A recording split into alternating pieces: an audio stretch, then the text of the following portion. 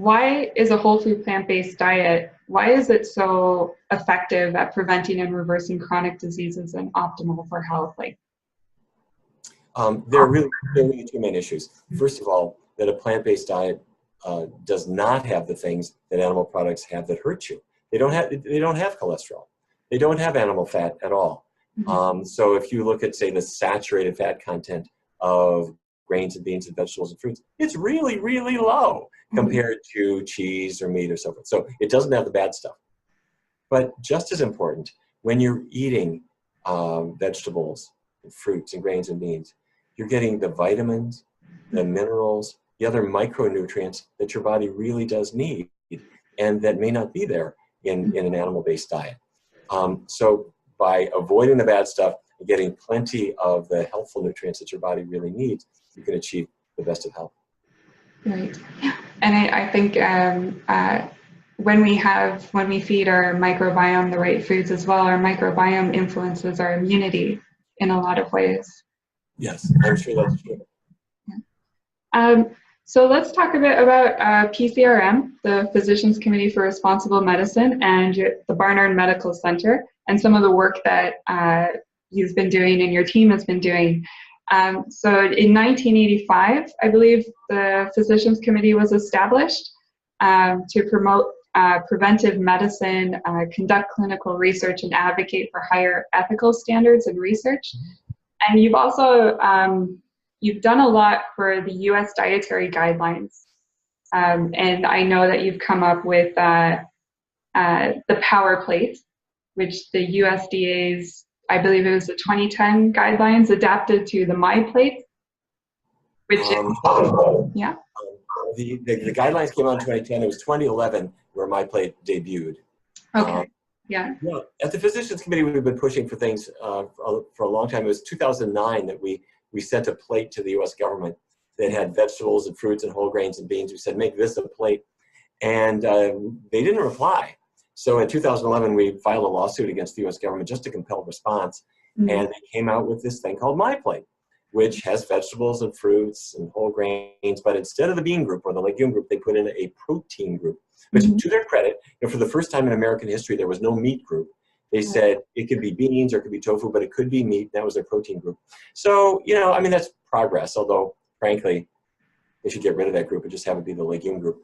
They also had a glass of milk off to the side, which you don't need at all. But and to their credit, they said that glass could have soy milk in it or cow's milk. So we're making progress, but we're not yet done. Yeah.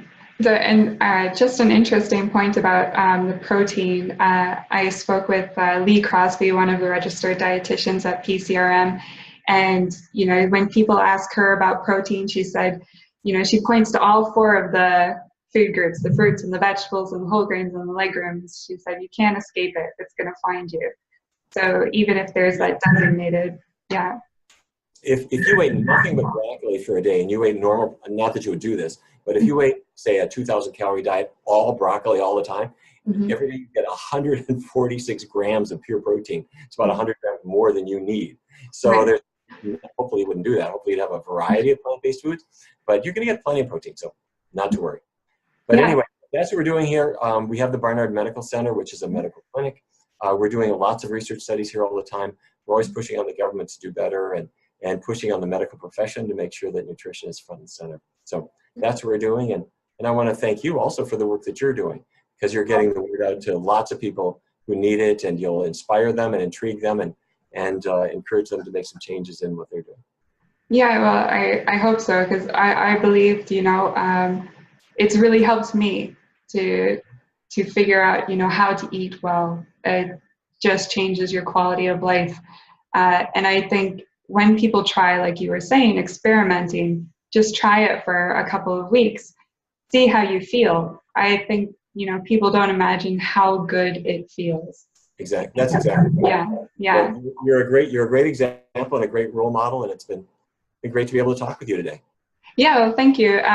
Could I just ask you one last thing? If there's somebody who wants to change and they're really keen on doing it, what's one piece of advice to help them make it a successful transition? What I like to do is to break the change into two steps. The first one is 7 days, and during the first 7 days, first week, don't take anything out of your diet. Just experiment with the new foods you're going to add. So, okay, let's see. I haven't made oatmeal since I was a kid, but if I'm going to go vegan, I can have oatmeal with maybe some blueberries, strawberries. That's good. I haven't tried the veggie hot dogs. Let me try those. So for 7 days, you're just trying vegan foods, breakfast, lunches, dinners, and within a week you'll have lots. You'll have a big long list. And now this next step is 3 weeks, all vegan all the time, no animal products. But only 21 days. That makes it approachable because it's not very long, but that's more than enough to see weight loss and better energy and feeling really good. And also your tastes really change. So that's my advice. 7 days of just trying new things, then 21 days of actually going vegan full time, and you're never going to look back. It'll change your life. Yeah, thank you for that. And I think as well, if people are interested, you just came out with a new book this year called the Vegan Starter Kit.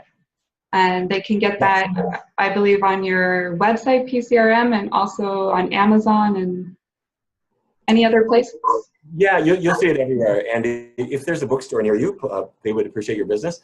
The Vegan Starter Kit, all my other books are big enough to prop open a door. This one is really thin, and it's skinny and short. And the whole idea was, I want you to be able to pick up this book and in 45 minutes have confidence that you know what you need to know about beginning a vegan diet and giving it a shot.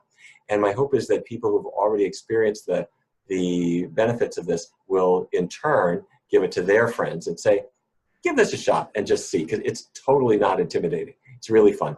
So that's the Vegan Starter Kit. Great. Well, thank you. And thank you for coming on to Good Food on Earth's YouTube channel and giving your time to us. Well, it's been my pleasure. Thank you so much for including me, and thanks for all the great work that you're doing.